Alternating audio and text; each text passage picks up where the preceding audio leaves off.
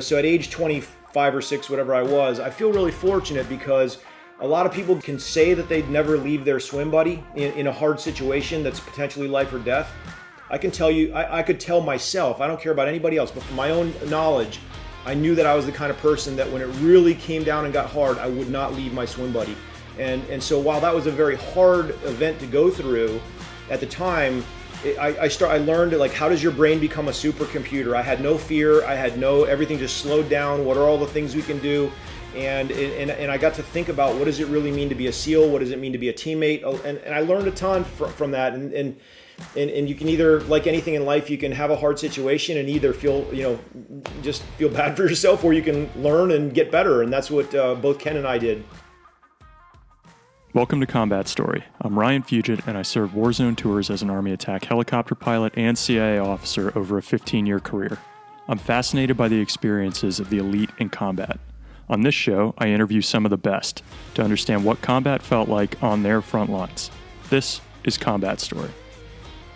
Today we hear the combat story of Mike Hayes, a retired Navy SEAL team and Special Operations Task Force commander who fought in Iraq, Afghanistan, Kosovo, and Bosnia over a 20-year career. His time in uniform brought him to key points in U.S. military and diplomatic history, including intersections with Operation Red Wings, the Mersk Somali pirate kidnapping, and an international treaty negotiation with Russia. While in the Navy, Mike was one of the very few selected as a White House Fellow, and he serves as the Director for Defense Policy and Strategy at the National Security Council under both Republican and Democrat administrations. Since leaving the military, Mike has gone on to senior roles at Bridgewater Associates, Cognizant, and VM Ware. He's written a fantastic book, Never Enough, that we'll discuss during this interview and for which all proceeds go to Gold Star families. Mike is a model leader and giver, and I hope you enjoy his combat story as much as I did. Mike, welcome to the show. Thanks for taking the time to share your story with us today. Ryan, thanks for having me here, and it's a real pleasure. Humbled to be with you. Thanks for all the incredible impact you've had on this great nation and planet. And we're going to do a lot about this book. I just want to put it on the screen. So this is Never Enough, which you've written, and I've had the opportunity now to go through. Thank you for sending me a copy.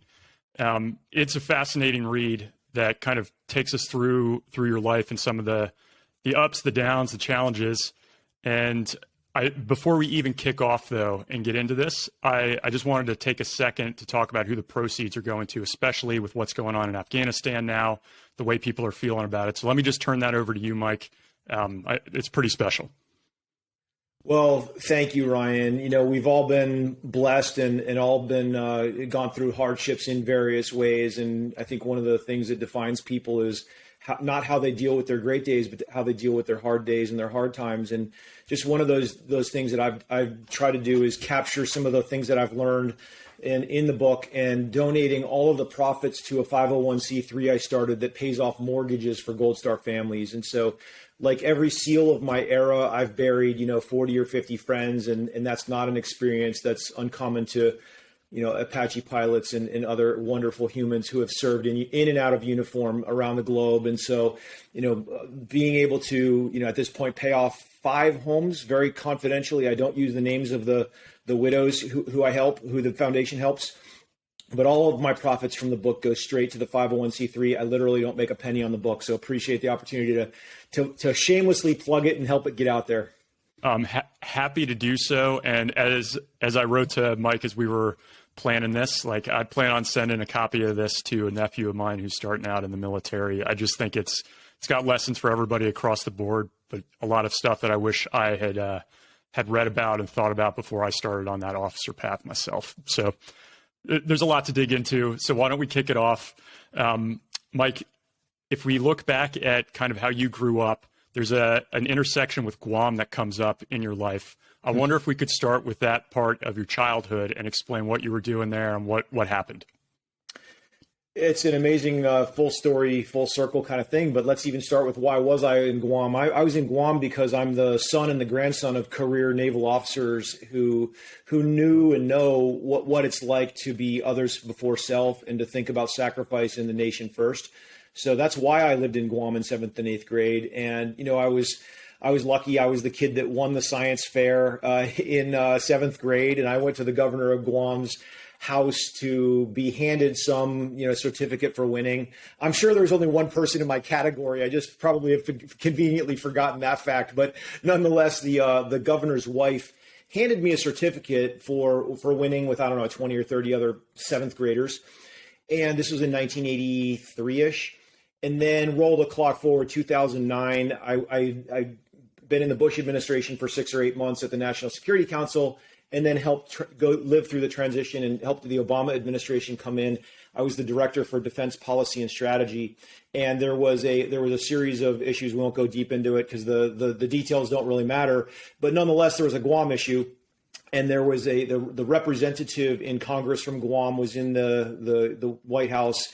I was helping with this topic, and I looked at her, and she looked very familiar to me. And I said, "Ma'am, is your last name Bordalio?" And she said, it is. And I said, there's no way in the world you would ever remember me. But, about close to 30 years ago, you handed me a certificate at your house for winning the science fair. And, she both of us were visibly, one of those nice, fun, emotional moments to say, gosh, and she was visibly moved and said, I always wondered what would happen and what would be of all of these kids who won this science fair and how they would impact the world. And to intersect with you, 30 years later, as you're helping both America and Guam is one of those full circle moments for me. And it's certainly, for both her and myself. So super cool, Ryan. Yeah. And I don't believe for a second that you're the only one in the category for this science fair. I mean, time after time, you end up having these accolades and opportunities. But maybe the jumping off question from here is, were your folks the kind that were like helping you on this science fair? Or were they more, hey, you're on your own here, Mike? Are they going to listen to this is the question, Ryan. And I'm sure as the oldest of four, my parents had their handful. I was on my own, man. Nice. Okay. All right. So you mentioned the family history of service. Could you tell us just a little more? Did you move often, or was Guam kind of the one place out of the U.S.? And what was it that your dad and your grandfather did in the Navy?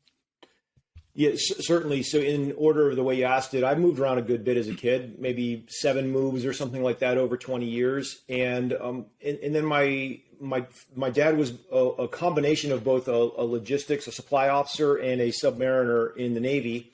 My grandfather started out as a surface officer. He was a brand new officer on December 7th, 1941 on the USS Maryland. And on December 7th, he was there and made it back to his ship for the third wave and manned his battle station and recounted this for me several times through his life. And basically would always say, I'll never forget him. He's passed away many years ago now, but 2009, but he would point to the sky and say, why in the world do I want to be down here when I can be up there? And so he quickly went through aviation school and then flew bombers through basically the second half of the war. And so lived a storied, long naval career and most importantly, an incredible human who really knew how to set examples and tell you what to do without saying a word about what you should do. How much pressure did you feel, if any at all, to one, go into the military and then the Navy, and then not to do one of those career paths? Ryan, I felt zero pressure, and it's probably the reason I landed in the military is because, there wasn't a, hey, Mike, you should go do X, Y, Z. It was more of the foundational, what does it mean to be a great human? What does it mean to be a leader? What does it mean to be others before self, as we talked about? And the examples that both my dad and granddad set were incredible. Now, what happened, literally, I'm the oldest of 4. My grandfather said, hey, let's get Mike in the car and bring him up to Holy Cross, where in Worcester, Mass, where I'm 4th generation, and my daughter's actually upstairs right now packing to go get back to school. She's a rising junior there. So it's a wonderful institution, but the reason I ended up there was because no one pressured me to. They just introduced me to a path. I applied for the ROTC scholarship because it was, as the oldest of 4, it was a way to pay for college and not need to drain my parents' resources when there are 3 siblings younger than myself. Could you have imagined doing anything else growing up in that type of environment? Did you have aspirations for something else? Ryan, I was, a lot of people look at me and think I have my life together. I'm as confused and as lost as the next person. I certainly was at that age as well. I was just like, not a long range planner, I was just like, okay, how do I just do what most kids do? I kind of didn't even enter Navy ROTC with a clue about what I would want to do in the Navy. I'm class of 93 undergrad. So when I was in the formative years, Top Gun had just been out in like 91 or something like that. And I wanted to be Tom Cruise, just like everybody else. And, not because I wanted to fly jets. I wanted, beach volleyball and fun parties and whatnot. But, I know with you being an aviator, I know that's probably the life you lived, of course. Just kidding. Yeah, but for sure.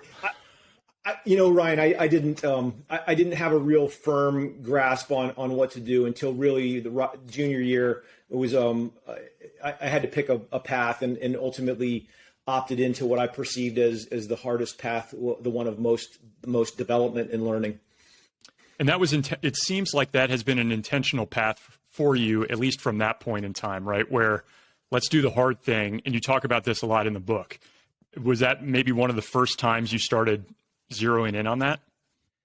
Probably unconsciously, to be honest with you. I wasn't, like I said, I wasn't very planful or strategic at that age. It just was like, I just got brought up with a really good work ethic. I wasn't the smartest kid in college. I like to say, I had a 2.85 that I round to a 2.9 that I round to a 3. So like if you keep rounding, eventually you can say you had a 3.0. So that was me in undergrad, and I just, it was really quite, I'll say accidental until it was, I reached a point where I had to decide. That's when I did a lot of deep thinking about pilot or SEAL. And I ultimately netted out that pilot is an awesome path. I would have loved to have done that. In my view, it was kind of man versus machine, and SEAL was like man versus self and something different all the time. So the question is, do you want to take one thing deep and become really, really good at it? Or do you want to take something shallower and be broader? And to me, that was more my persona. Yeah. It's funny. I don't think I've talked about this, but I struggled with that myself, where kind of the night, like in ROTC, when you have to put on paper, this is the branch I want to go, and it changes the course of your life. And I was really weighing, on the Army side, this infantry route or aviation. And my dad flew Hueys in Vietnam. I have an older brother who flew Kiowas in the 90s. And it's a bit of a family tradition. And even today, I look back and I have a little bit of regret that I didn't go that other path. But I know that had I gone that way, I'd also have regret here. Like I have a tail rotor blade from an Apache behind me. And on the other side, it has, the years that my dad served, that my brother served, what they flew. So it's a tough call to make when you're at that age, not knowing the direction that'll take you. And it took you, and this made me think a lot about this in the book, the number of guys you buried because of that path you took, like how different your life would have been. We all can say the same thing, though, of course, and while, I struggle with hard days with friends who aren't here, of course, just like a lot of us do. But the, it's the same thing for you. And the number of days that Apaches, absolutely saved our bacon was incredible. And you just talked about Vietnam. I mean, I'll slide over here for a second. I'm on the board of a museum that we're building for the National Medal of Honor Museum.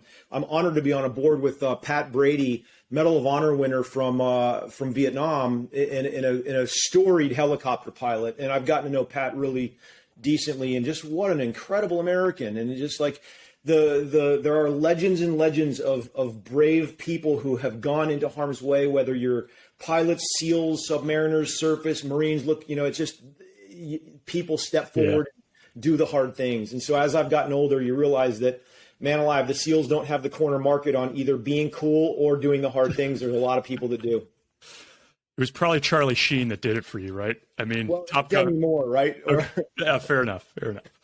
All right, so we talked about Holy Cross briefly, and as we were prepping for the call, Mike, I mentioned I went to Georgetown, another Jesuit institution. I played football there, and we played Holy Cross every year. It was a big game for us. I remember going up to Worcester in the fall. Great campus, loved that atmosphere. Something that you brought up in the book, maybe only once towards the end, actually, was your faith. It's clear that it's important to you throughout, but there's a point where I think you're faced with one of many leadership challenges, and you admit that you didn't want to try to rely on your faith. You thought it might spook someone, like some of the other guys. It might come off the wrong way, but clearly it's a mainstay in your life. How important was that when selecting that school, and then how have you carried it through till today? Yeah, it's a great topic, Ryan. Look, I would just slightly tweak what you said. I'll always rely on the faith, but I didn't want to wear it on my sleeve and project it on others. I'm a person who has beliefs, but at the same time, I very much respect that everybody else has their own beliefs, and my belief isn't necessarily any more important than your belief or the next person's belief. And so, faith is a tricky thing when you're active duty military, as you well know. But I'll tell you, there were a couple of days, and I don't want to spoiler alert, but there were a few really, very, very deeply meaningful things. In fact, I already turned away and grabbed one thing while I'm probably, the handbook says don't do this on camera, but I'm just this is what, reaching back, like this is like there's an old trident kind of like worn off of this thing. I kept this with me all the time, and you can see how many little things I've underlined. But, in the end, there was one particular night, I'll tell you, super quick story. Yeah. I was, as we know, killing civilians is not a great way to win a war. And so we were trying to not have civ cas, of course, civilian casualties. And the policy in 2012 was after you drop bombs, which was my decision whether we drop or not, you have to go back into the field and do a boots on the ground battle damage assessment. And the thing is, like any rule, it can't be black or white. You have to have judgment. So while that's the rule, there were occasions where it didn't make sense to go do that because we knew where the Taliban were. We knew where the civilians weren't. And this particular night, we got told that we had to go back in to go check for boots on the ground BDA. And I said, no, it doesn't make sense. There's only one road in, heavily IED'd, improvised explosive device. It will cause us to take unnecessary, stupid risk. It came to the point where the general in charge at the time, I won't name names, it's not complicated to figure out, but said, hey, Mike, you got to send your team back in there and follow the policy. And I said, hey, I'm not doing it. It doesn't make sense. So he called over to his Afghan counterparts, sent them in. 3 vehicles go in, 2 of them get blown up, 1 totally vaporized, killed. And sounds terrible, but I can't remember if it was 4 or 5 Afghans that got blown up in that particular event, but definitely a handful lost their life. And one of the most emotional, the decisions when I got hung up with that general before I knew the outcome, I went back to my room, and this was literally the little thing that I flipped open, and I came to a spot, and it basically says, hey, where there are vultures, don't go back in the field for anything. Where there are dead bodies, there are vultures, Mm-hmm. And I was just like, oh my gosh, here it is in black and white telling me don't go back in the field. And I felt such great conviction about my decision after that, Ryan. It's one of the stories that I haven't really shared outside the book, but part of writing a book is if you can't be vulnerable and open and not be the president of your own fan club when you write, then you don't have a book if you don't do that. So I just wanted to share and hopefully inspire or make other people feel okay with whatever their own beliefs are, but most importantly, share a really powerful story. So I wanted to drill down on that story in particular, because as I read it, I had a few questions, and I would like to reiterate how stressful that would have been, right? Because you made the decision to drop the bombs there, and then you have a very senior ranking officer telling you a direct order, you're going to go send your guys in, and you just say no, basically. And you don't come off as the type of person who would do that frequently. So some of what I'm trying to understand was some of that conviction or decision-making born out of your time at the White House? Because I think that came before that, right? Was it kind of weighing significant, and usually on either outcome is bad, weighing those, or did you just kind of build a tolerance up for standing your ground in these cases? Maybe it's a little bit of all of it, but certainly you're hitting on the key points. Number one is, I had spent 2 years at the White House and run hundreds of meetings in the White House Situation Room. And so, I felt like I had a little bit more exposure than many officers kind of at my '05 level did at that time. And frankly, a confidence that my decision was right. And so ultimately, as commanders, all we're doing is making risk decisions. You look at the outcome and you say, is the outcome worth the risk that we have to assume to achieve the outcome? If yes, do it. And if no, don't do it. And that is literally my job. And so if I can't do my job when I really feel and know what is right, then I'm not earning my paycheck. And so, and we have these periods of life when you say no are few and far between. You can't do this every single day, as you well know, and your viewers well know. But if you don't put your draw lines when you really do believe in something, then why are we here? Okay, so let's go reset back to Holy Cross. You pick your path. You're going for buds. I didn't realize how hard it was for an officer to get into the buds track. It sounds like, I mean, it makes sense it would be competitive. Can you just talk through a little bit that process getting in for you and how important it was? Because if you don't get that, I assume you're shipping off to do something else in the Navy. Absolutely. Once you put on paper that number one choice is SEAL training, you know, if you don't get that, everything else is getting filled up, and then you're going to get your last pick. So it was a very hard, game theory. So there wasn't like number one SEAL, number two pilot, and if I don't get SEAL, I'll be a pilot. It was really like pilot or SEAL or bust. Yeah. So they pick every year it changes. My year it was 12 officers out of the ROTC program and 12 officers out of the Naval Academy. I'm pretty sure those numbers are right, but they're very close. If I'm wrong, it's only by very little. And then SEAL training is the only training where the officers and the enlisted go through the exact same training. Pain and leadership and friendship and teamwork. It has nothing to do with rank. It has everything to do with building an egalitarian team that is ready to be there for each other. So, my class shows up. We've got 120 guys. And ultimately 19 graduated. Some of those were officers, some were enlisted. And you come out the other side really, really strong. And then the beauty of that kind of a program is that when I meet a SEAL for the first time who's 3 or 7 or 15 years younger than I am, I know exactly what the person's made of. Yeah. Dang. Okay. So you go in through the training, you come out on the other side of the pipeline, and this is pre 9/11, obviously from the time that you've described. In the book, there's a very significant event that takes place when you're in Peru, which I believe is also pre 9/11. So please fact check me if I'm off there. But I was wondering if you could talk through, like, kind of give us the lead in. Why were you guys there? What happened? And then how did that outcome kind of change the way you thought about life? It's a great learning at a very young age. 1996, I was, 24, 25 years old, leading my first deployment overseas with a squad of SEALs. I'm, a 2-year SEAL at that point, leading,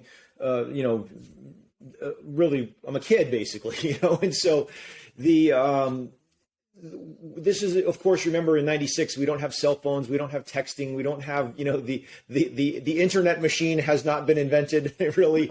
And so, we were training the Peruvian Special Forces, and there was a terrorist group called Sendero Luminoso, the Shining Path, and their leader was locked up, hundreds of yards at most from where we were training the Peruvian SEALs. Out of the 8 guys that I was with, 6 of them had gone forward out into the jungle in Iquitos, Peru, actually, in the middle of nowhere. And it was just myself and Ken, who had to do a little bit of a meeting with the embassy before we met the rest of the team down in Iquitos. And we were literally just out to dinner, having a good dinner. No, not armed or anything. Got pulled over on the way back by 2 police cars, jammed us in from the front and the rear, 6 guys jump out, weapons and all kinds of stuff. And I mean, they had everything that we learned in SEAL training of the successful part of an ambush. It's, surprise, violence of action, and superior firepower. They had all 3, like they had us hands down. And actually, would we have been armed? Probably would have been a bad thing, because they had the jump on us. I thought they were cops. We would just, show them our paperwork, and we weren't driving a stolen car and be on our merry way. Negative. I'll never forget. Weapon off safe, finger on the trigger. This guy jammed me. I still have a little bit of a lump behind my ear. I was lucky that they didn't jerk around off and drove us around for an hour, interrogated us, and asked us how we prefer to be tortured and all kinds of questions. I fortunately was fluent in Spanish, and I just said, hey, we're economists, we're desk workers. I don't really know what you're talking about, and I got to a point there, Ryan, where I could have jumped out of the car when it was going 30 miles an hour and saved myself. But my swim buddy, Ken, was in the way back of this SUV. And I remember thinking extremely vividly, if I jump out and live and they kill Ken, I cannot live with myself. So at age 25 or 6, whatever I was, I feel really fortunate because a lot of people can say that they'd never leave their swim buddy in a hard situation that's potentially life or death. I can tell you, I could tell myself, I don't care about anybody else, but from my own knowledge, I knew that I was the kind of person that when it really came down and got hard, I would not leave my swim buddy. And so while that was a very hard event to go through at the time, I learned like, how does your brain become a supercomputer? I had no fear. Everything just slowed down. What are all the things we can do? And I got to think about what does it really mean to be a SEAL? What does it mean to be a teammate? And I learned a ton from that. And you can either, like anything in life, you can have a hard situation and either just feel bad for yourself, or you can learn and get better. And that's what both Ken and I did. Amazing. And were you married at the time, Mike, or no? I was engaged. And the funny thing is, remember thinking, my wife now, she's also upstairs helping my daughter pack for college right now. I just remember thinking like, gosh, I'll be gone and I can live with that. But like, I just felt the pain for my fiance at the time, and it didn't feel good. And that was, Ryan, that was my first life or death experience in the teams. I've had not your last, no, dozens more. So it's yeah.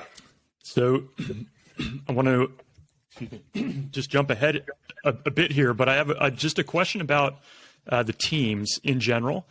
It looks like you move from team to team. I don't know if that's unique for the officer path, or is it typical for SEALs to stay with the same team throughout their career?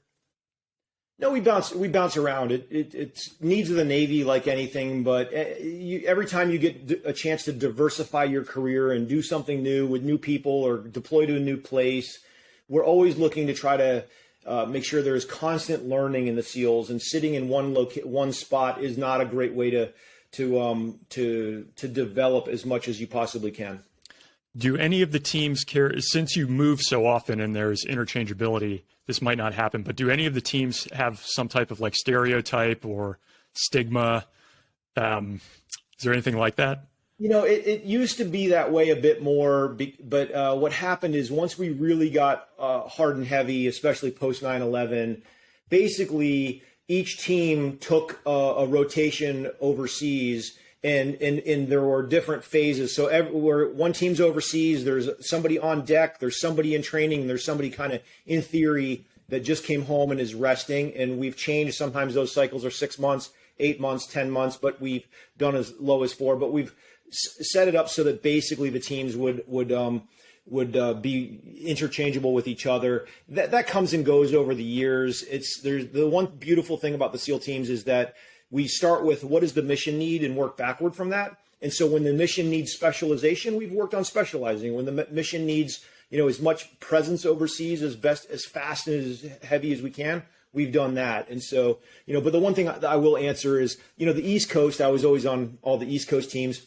Of course, we always made fun of the West Coast for being better volleyball players and all that stuff. And they'd make fun. There's great jocularity and levity, of course, but of course, the East Coast teams are better than the West Coast teams. We know that. Definitely. Okay, we'll leave it at that. I'd like to jump to the first time you find yourself in combat, and I wonder, I cannot recall, is that in Bosnia and Kosovo, or is this post 9/11 where you're like actually leading a patrol, you're outside the wire?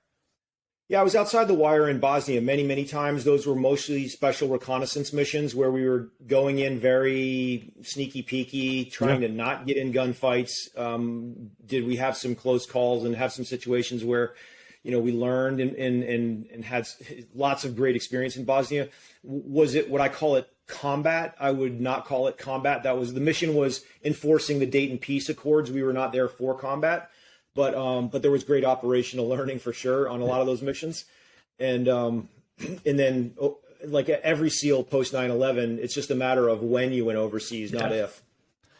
And I guess now looking back, maybe I would assume it doesn't feel like combat, but at the time, when people were not deploying at the same rate into the same theaters, I don't know, maybe if it felt different, but mentally, could you just talk through, like, what did that feel like the first time you were doing a mission like that outside of training, especially special reconnaissance? That sounds probably like what you've been looking forward to for years. What did it feel like for you?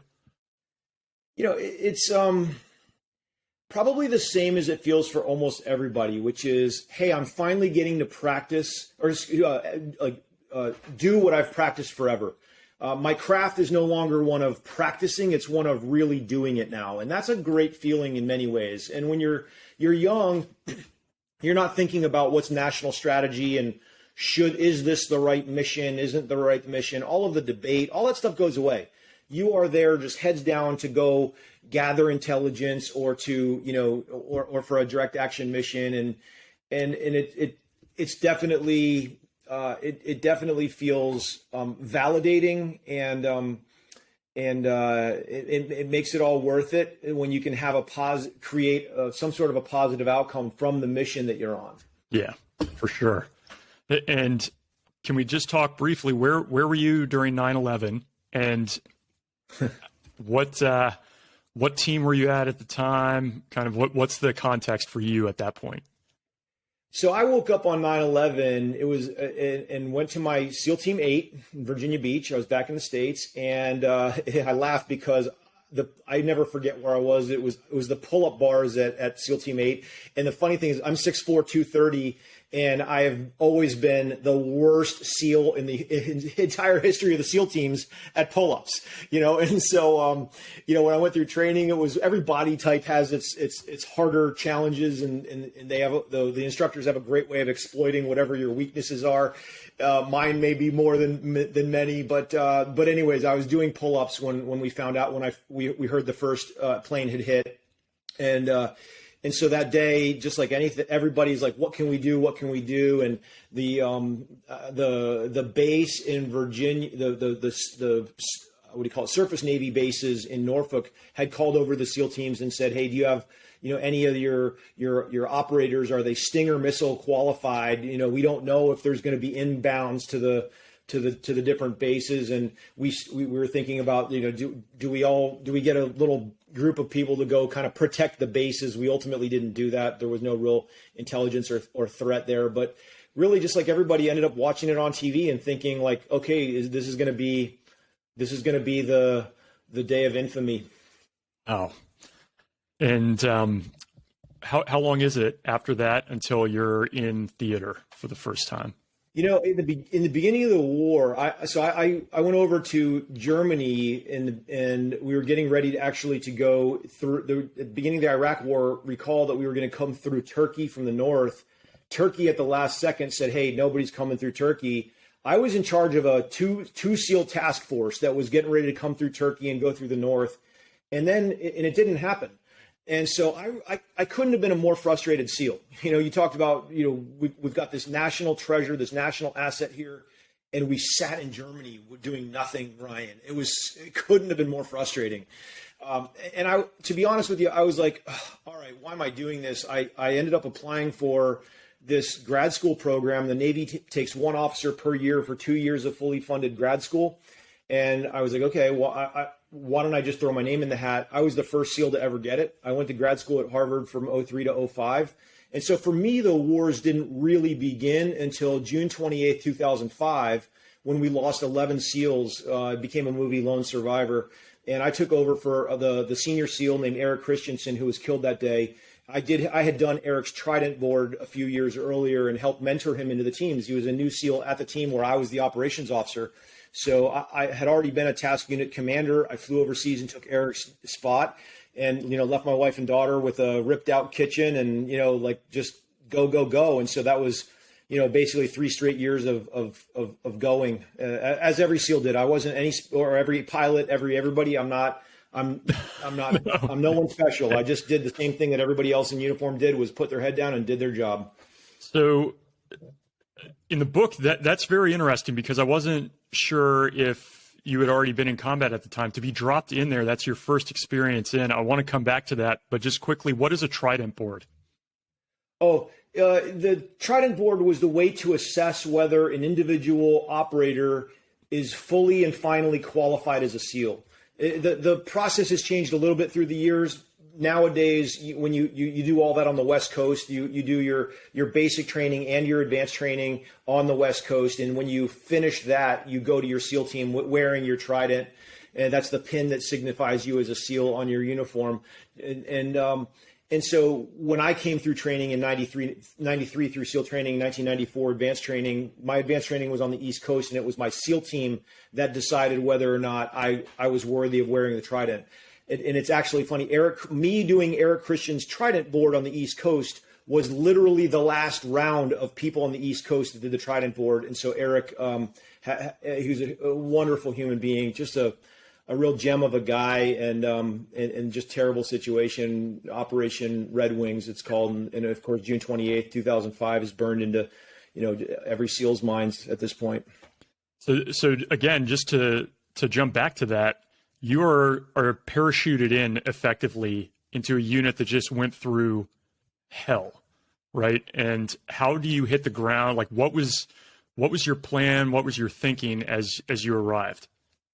So just to be really clear, this group, I took over for the half that lived through the operation. Basically, they were in the other helicopter. What we did was we pulled them, rotated them out back to Germany, and reconstituted them there. I mean, these guys had just basically also done the rescue mission to go find all their fallen teammates and put them in body bags and bring them home. And so, that first run in Germany was really about recovery. And what I did was I called and asked for a chaplain and a psychologist to come out overseas to Germany. And this was early days of having psychologists around. It wasn't a common thing. And to be honest with you, it was really, there was the stigma of it wasn't the asking for help as a sign of strength, not weakness, had not really pervaded the force yet. And so I had a bunch of guys say, hey, I'm not talking to any of those people and blah, blah, blah. And I said, no, everybody, I don't care if it's only for 2 minutes, but you're going to go in the room, you're going to say hello. Because some people need it, some people don't, but at least spend 2 minutes with the chaplain and the psych. And Ryan, to a person, each of these guys, asked for more time and more time and more time. We extended the psych, we extended the chaplain, and I won't, there's a lot of personal stories there, but the thing that I was cared most about was getting these guys the help they needed. And so, it was a really, to this day, of course, a lot of them, suffer from the invisible wounds of war that we all know too much about. Man, can't imagine that leadership challenge coming in and what morale must have been like and getting people back into action. So it's just one of many times you end up doing something like that, it seems like. So there are two instances in the book that I almost want to attack in parallel. And they both involve you being on an objective and somebody who could be perceived as the enemy. In one case is a civilian, and in another case is not. And the decision to not take a shot or to be aggressive. I don't know if I've characterized them adequately, but I was just wondering if you could talk us through those operations and how you made those decisions, especially in that type of environment. Yeah, well, just awesome topic. And it's a metaphor for so many things. It's a metaphor for even business, like in real life. But the story you're talking about, to bring it to life a little bit, was a mission where we were going in and going after, in Fallujah, a cell that made ID cards. And everybody was like, we were getting, the army was, our army counterparts were rightfully making fun of us and like, oh, are you trying to bust underage drinking now? And so of course, as well as I do, ID card maker, what are they doing? That's we call it, the rat line was one of the smuggling, foreign fighters through Fallujah and onward to points east. But we went in and tried to, we raided this shop at, during vampire hours, middle of the night, just like everywhere, and got great. No one was home, but we got great intelligence and found out we should go somewhere else. And this is the question of every operation, which is you get information on the fly. How well can you incorporate that information in your organization? And then make a decision, that risk decision I talked about before, of saying, guess what, the old plan is out the door. Can we create a whole new plan and still be home by sun up at 6 a.m.?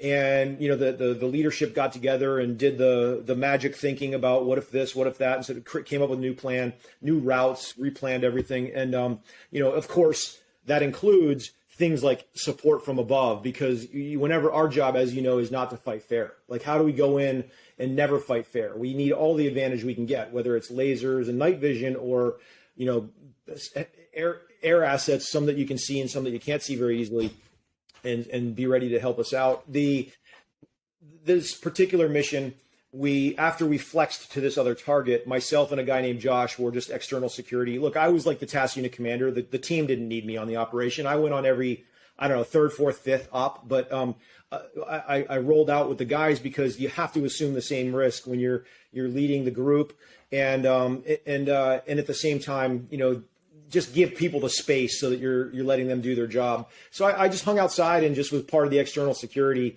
And this guy Josh was next to me, and we both saw a man wearing classic Iraqi garb, long white robe, and just reached into his robe and started to pull for something. And Josh and I, without even saying a word, was all slack out of the trigger, like 1/bajillionth of a milli-inch of force more. And we would have shot the guy, but we just waited. And then the guy pulled out an ID card to show that he was not ISIS, that he was not a Sunni extremist. We didn't use the term ISIS at the time, but Sunni extremist terrorist. And I thought, one of the greatest nights was that night when we didn't shoot an innocent man. Now it was stupid of him to reach into his dress, but he doesn't know. And so lesser trained people would have most likely shot the guy as soon as they saw a hand going into the garb. And I always think, like, that's such a metaphor for so many things. Training. How do you train to have the confidence to know that you can keep waiting and keep waiting and keep waiting until the very last second? How do you think about when to make decisions?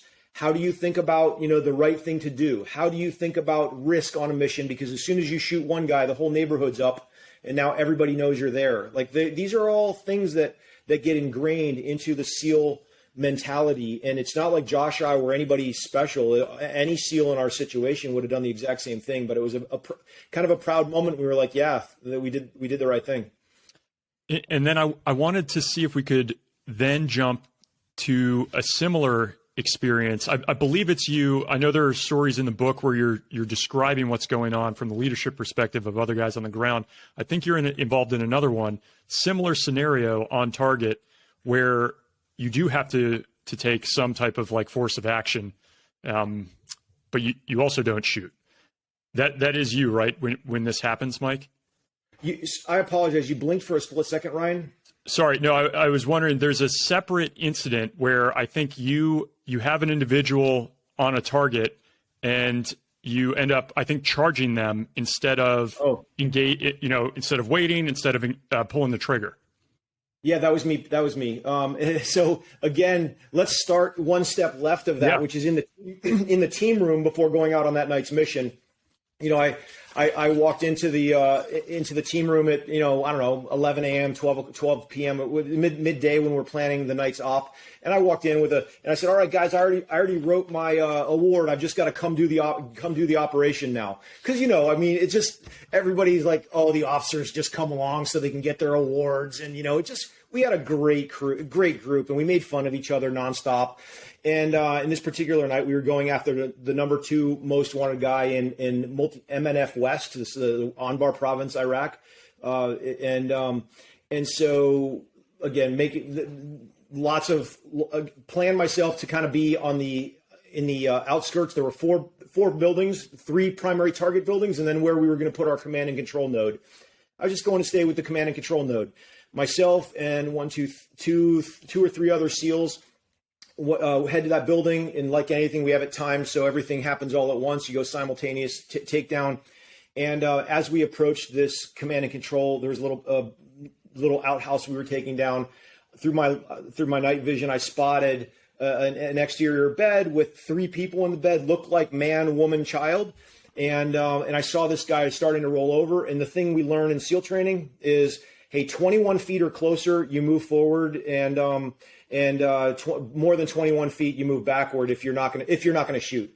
The guy didn't have a gun. I didn't know what was going. I couldn't positively identify him as any sort of an enemy combatant, so it wouldn't have been right to shoot at the time.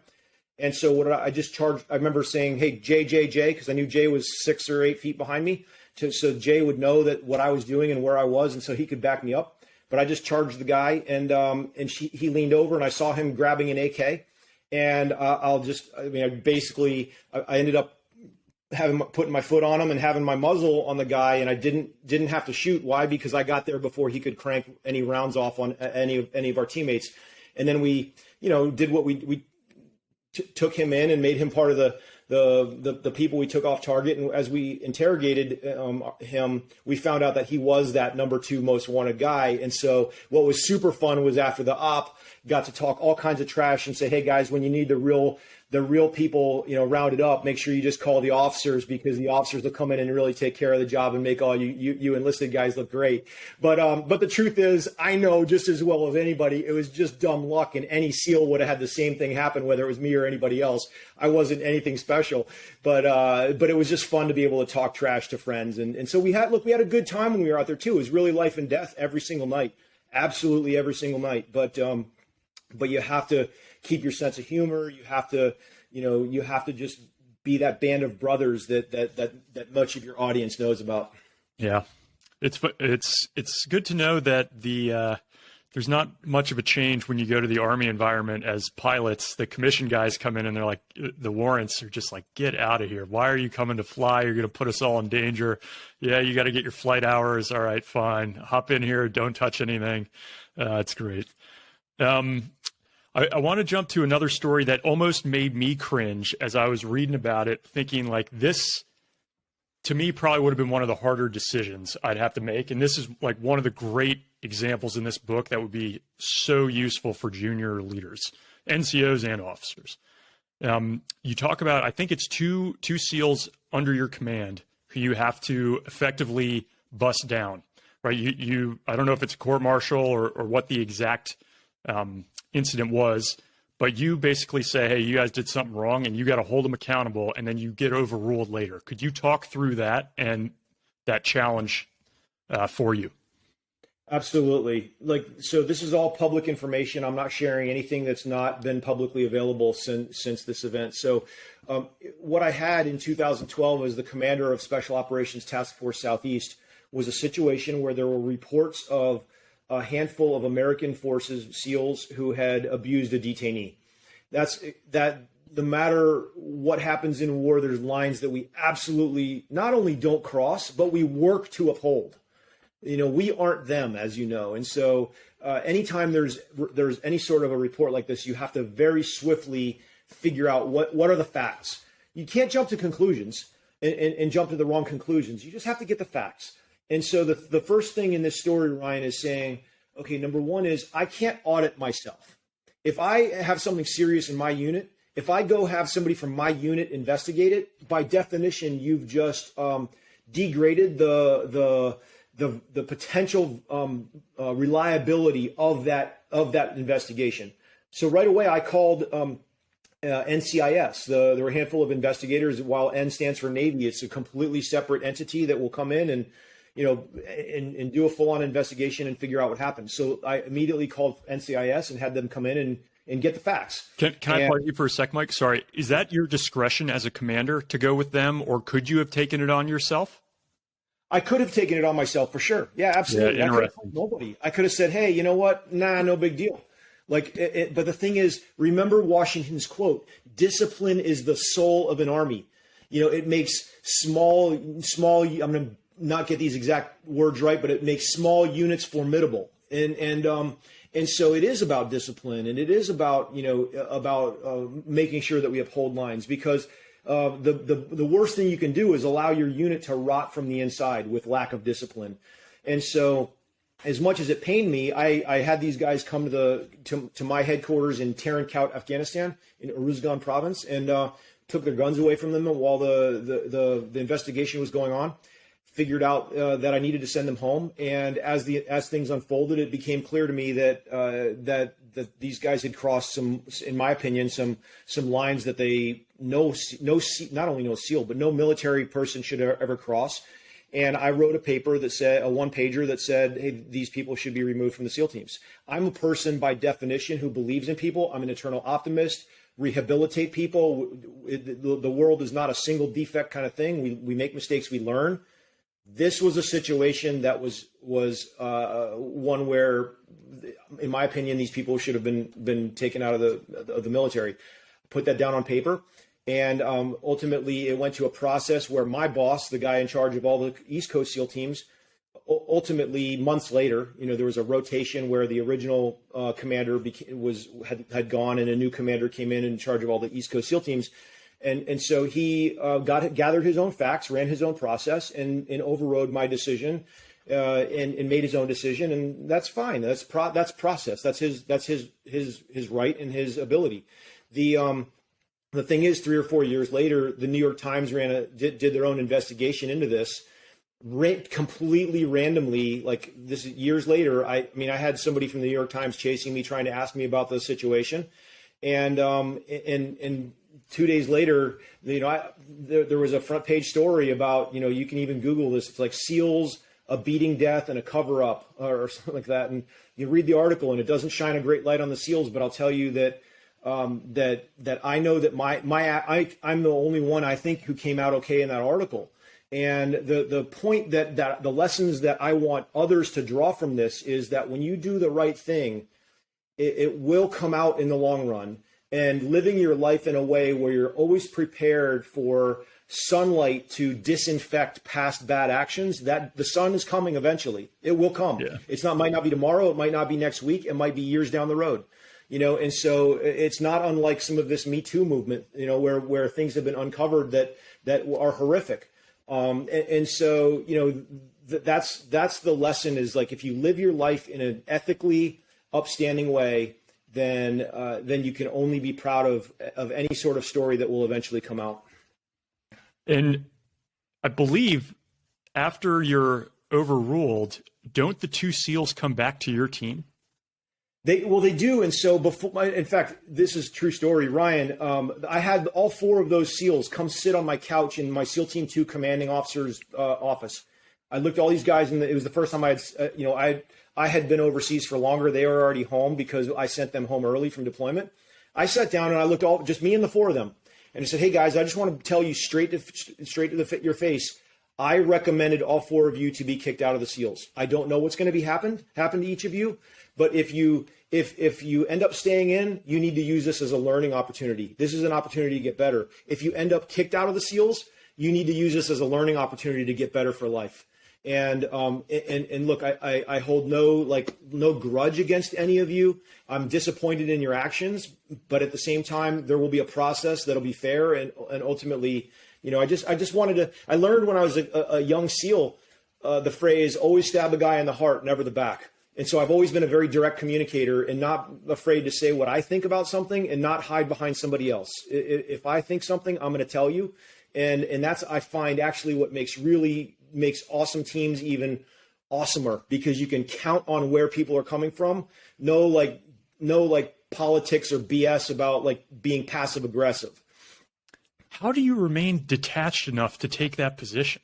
I'm genuinely that is a hard call to make, to say, hey, I recommended you guys are out of here, and you're literally back coming into my team. Damn. It's Ryan, it's living in 2 worlds at once. It's arguing for what you believe in, and then understanding that there's process. And so, it's just like in business. You can run your business and you have to transform your business at the same time. And a lot of times those are at odds, because it's a lot easier just to run your business. But if you're not going to transform, you're never going to make it to the future. And so there's always tensions between how you live now and how you improve your SEAL team or whatever it is for that future. And so you have to kind of whittle away at what you think policy and process should be. But in the moment, when something doesn't break your way, how do you have the tolerance and the lack of ego and the humility to say, okay, what I argued for didn't happen. That's okay. I'll and accept that outcome. That's really important. And it's not unlike one of the major problems with America today is that we don't have the ability, we aren't good enough at listening to people who have views that are different than our own and still coming together for the good of the nation. I really want to get to some of your business time as well. I'm so impressed where you landed when you came out of the military, but I also don't want to miss out on the chance of talking a little bit about your time at the White House. You mentioned you ran hundreds of meetings. You talk in detail in the book about START negotiations, just getting into the program. If you think back to that time, what was maybe one of the more difficult moments you faced personally as a leader or just a follower in one of those events? Well, I think, when I was interviewing for the White House Fellows program, the White House Fellowship is a program where, several thousand people apply every year. And then through a series of essays, the group gets winnowed down to 100 people who make regional finals. Then there's a day of interviews that culls it down to 32 national finalists. And then there's 3 days of interviews that will ultimately yield a class of about 14 White House Fellows. It is single-handedly, no questions, the best leadership or fellowship type of program and opportunity that there is in the public sector. No question about it. And so during that year, the year is made up of 3 components. One is that you get to spend time with 13 people who are smarter, better, faster, stronger than you in different ways. You can learn from your peers. Number 2 is that you have these education opportunities where you bring in you sit with presidents, vice presidents, secretaries of state, of all the cabinet secretaries, Supreme Court justices, and you have off the record sessions where it's like ask me anything type of situations 200 times that year. And you learn meta lessons because you hear what repeats. And then the third part of it is you get a day job, and so my real job was as the director for defense policy and strategy at the National Security Council. But what's interesting is in that, like after you've been selected as a White House Fellow, you go through about a week of going around DC and interviewing at different places that want to talk to you. So I could have ended up at Commerce or, any number of departments or agencies. And when I interviewed, I'll never forget this, with Ambassador Jim Jeffrey, was the Deputy National Security Advisor in the Bush administration. And Ambassador Jeffrey in this, cramped little, basement West Wing office looked at me and said, all right, Mike, this is a real position. I'm interviewing 2 people with like decades of DC experience. You're this like guy with no Washington, D.C. experience. Why would we possibly pick you for this thing? And for example, this position is going to be responsible for the START treaty. What do you know about the START treaty? And I looked him deadpan. I said, sir, I know how to spell it. And I thought it was funny. Maybe he didn't really crack that much of a smile, but we talked more about what does it mean to know what you don't know. And I think the power of being a very good business executive or leader in the White House is knowing what you don't know, and then what do you go do about it? You see, the most dangerous people are people who think that they know everything. The people who have the confidence to say, hey, I have no freaking clue, but I have a lot of smart friends who do. That's the ingredient for success. And so I think that, Ambassador Jeffrey, saw something and decided to take a chance on me and put me into the role. And honestly, like, on like, I don't know, day 10 or 12 or something, I'm flying to Moscow and I brought that treaty together and got a draft treaty. I didn't know anything about telemetry of rockets or structures of texts or anything, but I was part of myself and one other guy from the White House led the delegation over to Moscow, sat across the table from the Russians, and then the delegations negotiated about the START treaty. And I learned a ton. And so, Ryan, I've been really fortunate. And that's why I wrote this this nation, for good and bad, has given me incredible opportunity to learn, to make plenty of mistakes, but to learn. And that's why I'm really passionate about, sharing them in Never Enough. So just out of the interest of time, there are many stories we can't get to, but just another plug for the book, like your connection to Dan Crenshaw, super interesting. The Captain Phillips raid, like the connection there. It's like modern day Forrest Gump. But I will say before we jump to your post-military career, what is it about your time as a SEAL or in the Navy in general that's maybe your most proud moment? Ooh, the proudest moments are always the day you get home from deployment and you get to run.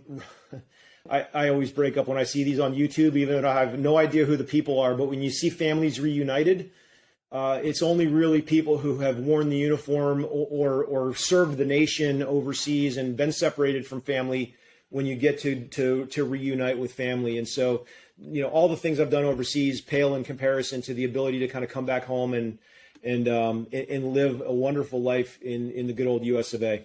Yeah. Amen.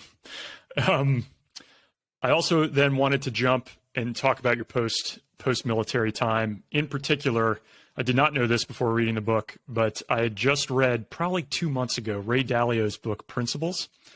And then in here, you're talking about, I think the first job you land coming out of the military is over at Bridgewater. And I will do a disservice if I try to describe Bridgewater. So I will ask you to describe what a tremendous company that is and how on earth you landed there. And then I want to ask some questions about what it's like there.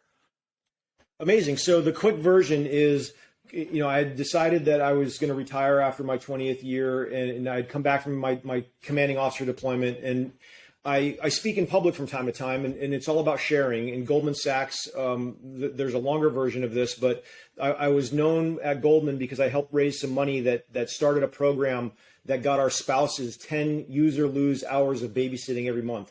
My hypothesis was you could give the spouses who stay behind an extra $300. They probably wouldn't spend it on themselves and on babysitting hours to recharge. So we made it. I crafted this program still lives to this day with the Navy SEAL Foundation. But so anyways, when I was overseas, Goldman said, "Hey, we have this really big event. We'd love for you to be one of the keynote speakers." And I was like, "Nope, sorry, not doing it. Just coming home I will have been home from deployment for like a week." And they're like, "No, bring your wife, your daughter, bring your, come out to," it was in like Newport, California or some beautiful place. And it was like, I keynoted with like President Clinton and like, just like all these like, and my daughter was actually more impressed because Ryan Seacrest was there and she got, it was a Class A event with like, all the people that you've heard of. And so after I talked, I had conversations with Goldman about the Goldman leadership said, "Hey, Mike, we're going to figure it out. We're going to get you to Goldman." I met Jamie Dimon, the CEO of JP Morgan, when I was a White House fellow.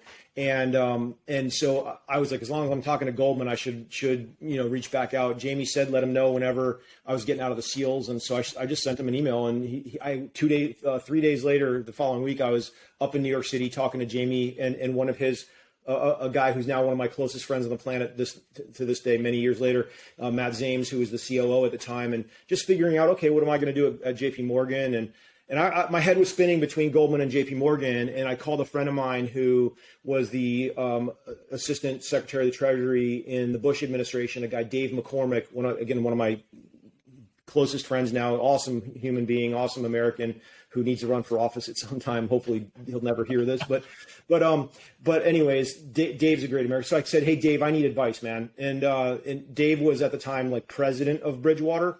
And he said, "Great, but you got to come to Westport for me to give you the advice." So I came to Westport, Connecticut, where I'm sitting today. And Dave sprang two people on me. One was Ray Dalio, and another was a guy, Greg Jensen, who's one of the smartest guys in the whole What world. A sly move this is. Yeah, I'll give you advice. You just got to come out here.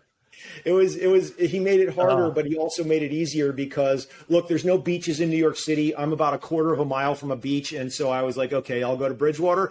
I didn't decide on business or comp or anything. I was like, okay, sunshine and a beach, I'll go to Westport.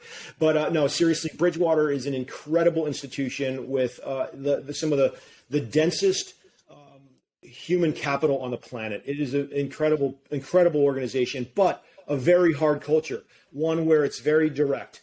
And so I could talk more about that, but yeah, I'm droning on too long. No. I definitely want you to, because Principles is all about that. And your comment of stab somebody in the heart, not the back, just sounded like Ray Dalio could have said that, like the way he describes it in the book, of that directness and the culture. So I'd love to hear more. Yeah, well, you'll see. I actually didn't read Principles. It's my copy from Ray is up there somewhere. But it's he started using the word intellectual Navy SEALs after I got there, and 'cause I was not interesting. intellectual, I guess. But anyway, in all seriousness, it's the same as the SEALs. When we go on a mission, that debrief sounds just like your aviation debrief. It's not talking about what you did well. It's like, let's hone in on what we didn't do well enough. That's where the highest return on the investment of the time is to go improve. So Ryan, that's how Bridgewater is every day. But you have the one thing I really learned there that I loved. I learned a lot of things, but one of the things I like the most is separating your data from your logic, from your opinion. So many people in meetings come in and say, hey, I think X. But the right thing to do at Bridgewater is you come in and say, here's what I'm looking at. Here's the why, that when I apply this logic to that data, it leads me to A or B or C or whatever it is. And it could be the color of the carpet. It could be, a new Xerox machine you need to buy. It could be some big trade that an investor needs to make, and it's all, the process is basically the same. And so what's really cool is then you can have a conversation, a debate at three levels. Number one is you're looking at the wrong data. Number two is, I don't think your logic is right. Or number three is, when you take your logic and apply it to that data, I don't think it leads you to the same place that you landed on. I think it leads you somewhere else. And that helps because as a commander of a SEAL team, when I get a guy or a gal that comes up and says, we got to go do X, Y, or Z, I'm like, okay, mildly interesting, but why? What's underneath that? I need to know the deeper why and what's the thinking behind it. Bridgewater really, really sharpens. You can't help but sharpen up when you constantly have people nipping at your heels and challenging your data or your logic or your opinion. I don't know if this is top secret or not, but in the book you say at one point, Ray has you in a meeting with all these other staff members and he says, all right, we're going to talk about what Mike is good at and what he's bad at. Can you share what some of the comments were? Ray was like, man, we've never seen anybody like him. He's good at everything. Yeah. Yeah. Not a chance. Not a chance. Ray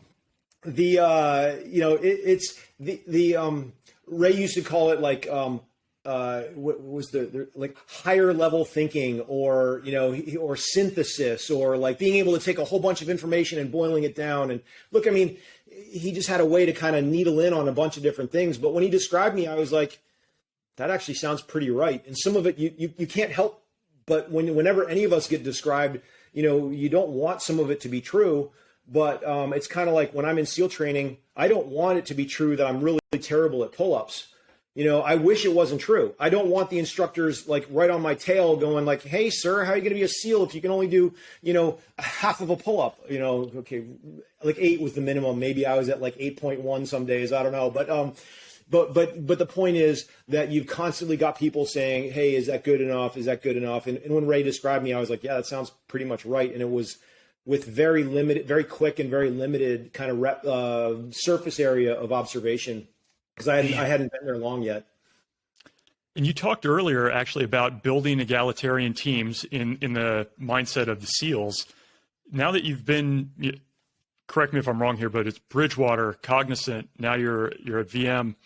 Do you see a way to build that type of egalitarian team, the type of selection process in corporate culture? Yes and no, Ryan. I mean, the missions are different, but there's a similarity insofar as that we all have scoreboards. All of our organizations have some sort of a vision and an outcome that we're trying to achieve. And so the first thing in these situations is saying, how aligned are we all around whatever mission it is of our organization? When I walk into a group of senior executives, as an example, and say, hey, I want you all to write down on a 3x5 what the mission is of your organization, 50% of it will be really tight. The next 50% will drift around the edges. There'll be some loose alignment, but you will never see really tight, 10 or 20 people that run the Fortune 500 firm that are all oh my gosh, there is no white space between any of these people. There's always white space. And so the effort starts at alignment and saying, are we all going the exact same direction? My econ professor said in grad school, Mike, beware of fast trains to the wrong station. How do we all make sure we're going to the right station first? And so in the corporate environment, that's the mission is whatever you land on, that is the mission. Then to me, then it's just a question of strategy. Strategy is the how. If the vision or the mission is the where, strategy is the how. And our job as senior executives in any organization is to say, how do I think about two things, risk and resources to achieve the vision? And, every possible strategy really boils down to a question of how much resources and how much risk will it take to achieve said vision. And then you make a decision on your company strategy. You're like, okay, then you get alignment around that strategy, and then it's execution. And then the thing a lot of people miss is constantly reassessing, dynamically reassessing information to tweak or radically change your vision or your strategy or your execution. And that's what we did in the SEALs. I wrote in the book, you saw the quote, but it was basically, we always had a plan, but our plan was for the plan to change. And then you're already a step ahead because things are going to change. So I'll get you out of here soon, Mike. What's going on? All right. No, I appreciate that. With what's going on in Afghanistan now, and for people who will listen to this later on, I think we had 13 U.S. Service member deaths yesterday, many more wounded, significant civilian casualties in Kabul. It's a lot of chaos. How are you looking and thinking about this? I'm sure you have a lot of people reaching out to you in the veteran community and just family. How are you thinking about it? Yeah, here's my personal take on it, Ryan, is that I'm on record saying that I think it was the right decision to exit. That was months and months ago. The execution could not be worse. It is no surprise that we were going to need to get people that were not active duty service people out of the nation. This is just one example of indecision and lack of planning that certainly wasn't apparent to many Americans. I would have expected, back in that unknown quadrant, or what don't we know, and aren't afraid to admit it, okay, we're getting ready to leave. How are we going to handle the special immigration visas? That should not be a policy that is a surprise to anybody. That answer should have been on the shelf, that you just take off the shelf and say, here is the that logic, the business logic. Here's so go back to that Bridgewater lesson. Here's the data. Here's the people we're going to apply this to. Yeah. Here's the logic that we're going to apply, and it's going to lead us to a yes to this population. We think that population looks like about X thousand number of people, and now you have a plan roughly in your head for who you're going to say no to, who you're going to say yes to, how you're going to communicate it, and then how you're going to execute it. Complete and utter failure, and it pains me beyond description every single day that we're looking at the news cycle right now. It just feels like beyond loss, man. It was so avoidable. It pains me horrifically. If we jump to slightly different place in life, but if you have a young man or a woman who's maybe junior year in an ROTC program, and they want to kind of take some of these lessons that they read in the book, which in my mind, some of the takeaways I had are your ability to make very difficult decisions in a leadership setting. How can they learn that earlier on? Is there something you would recommend that they read? Is there some way to make them a little bit stronger mentally or make decisions that are harder? What would you recommend in that case? I've got two things. The first is obvious. Go read Never Enough. Obviously. Put that to the side. Yeah, I'm just tongue-in-cheek joking about that. No, the serious thing is go find the hardest thing that you can lean into. Every single time you have a fork in the road, go find that hardest path, because that's where the learning is. I like to say in life that it's only failure if you fail and don't learn. If you fail and learn, you've just succeeded because you now are wiser and more experienced, and and you've grown. And that's what will help. That is the fastest, steepest trajectory to excellence that you can possibly have on the planet. And the better we are as individuals, it's not about ourselves being better. It's about us being better so we can make others better. And to me, that's the thing that, while I can at age 50 now sound like I kind of have it together, man, I was as lost as any 18 or 21-year-old. And so that junior who's there now is listening to this and going, oh my gosh, that sounds crazy. Nope.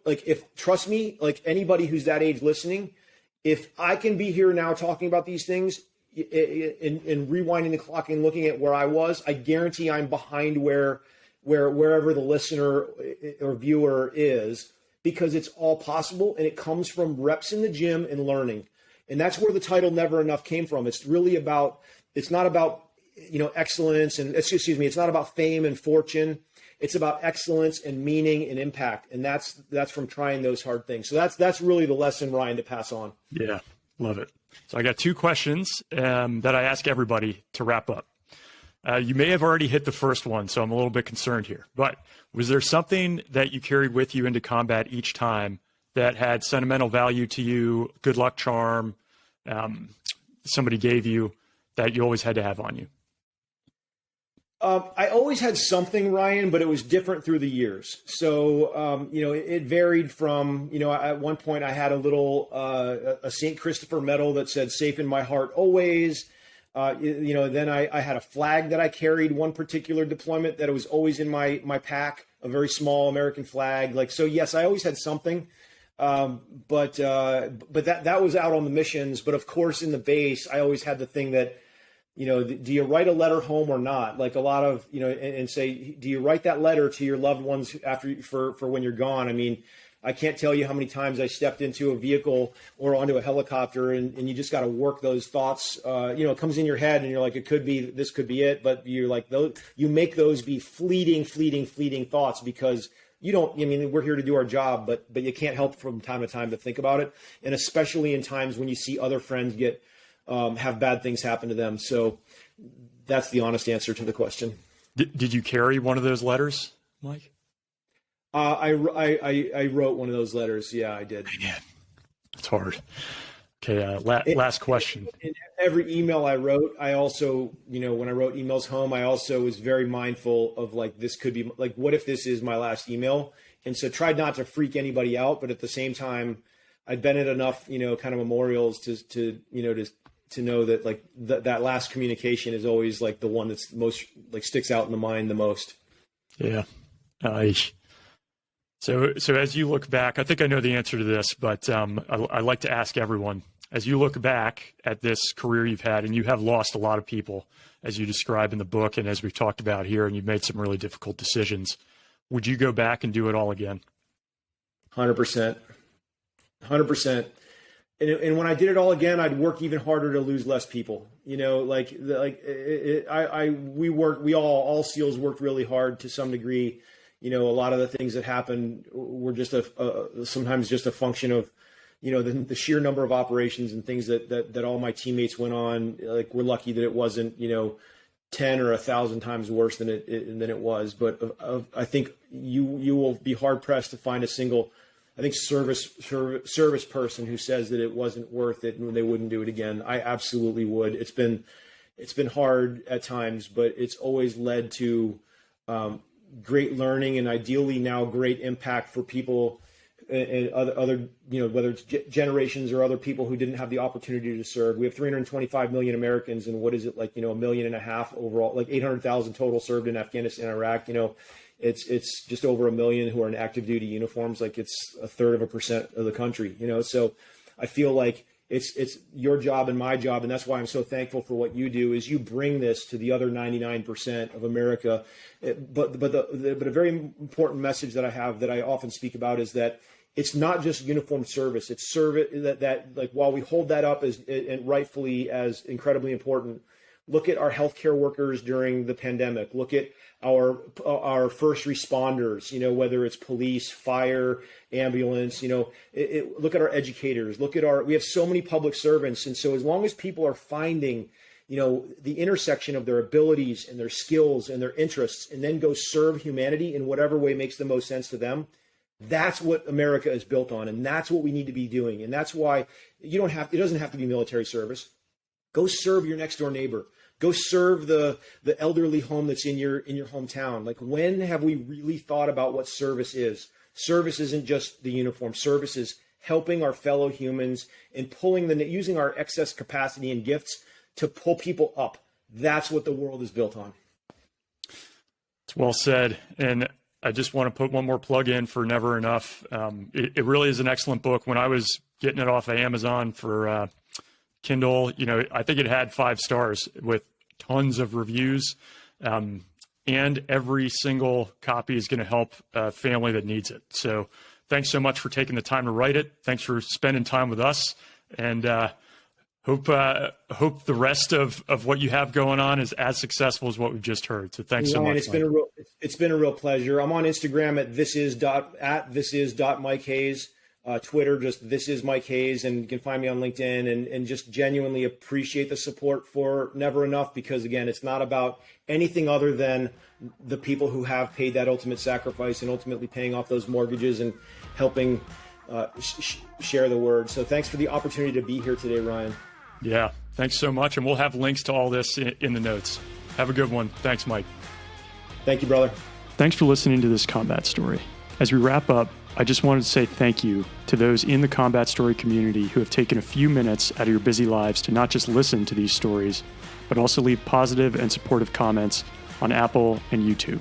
Here are some of the comments that caught my eye this week.